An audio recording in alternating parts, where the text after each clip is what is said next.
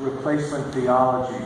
That is, the New Testament church replaces Israel, and then the promises in the Old Testament to Israel are no longer in effect. The promises of restoration of Israel in the future, because the church, some believe, takes the place of Israel as the people of God. I personally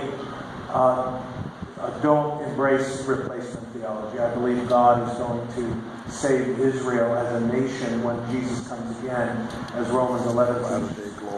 The Puritans, almost to a man, most of the early church fathers and theologians throughout history rejected replacement theology, including did I say the Puritans? Yes. But in recent years, especially among many Calvinists, there's a growing movement that embrace replacement theology.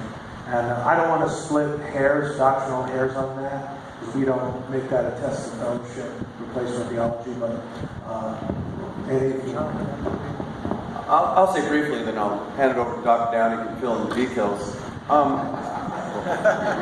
don't embrace replacement theology either. I don't think it's a tenable position particularly in light of Romans 9 and 10.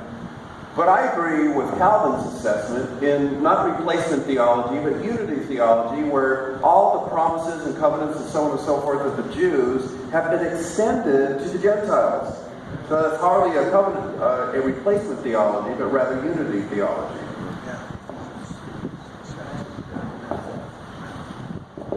I'm glad what you said. I think we're more in agreement than ever before, Brother Joe. But yes, the modern Reformed principle, especially among those who are strongly all-millennial, is that the church is spiritual Israel. And it's easy to cut a knot rather than untie it. But Romans chapter 11, you cannot make Israel the church. There's two different entities there, both grammatically, doctrinally, and historically.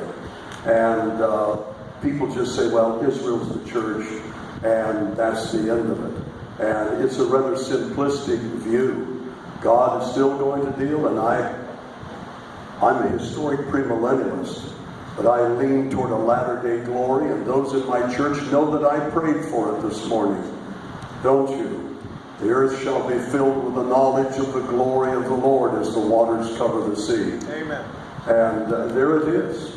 And those promises will be fulfilled. And all Israel will be saved. God has always dealt with a remnant.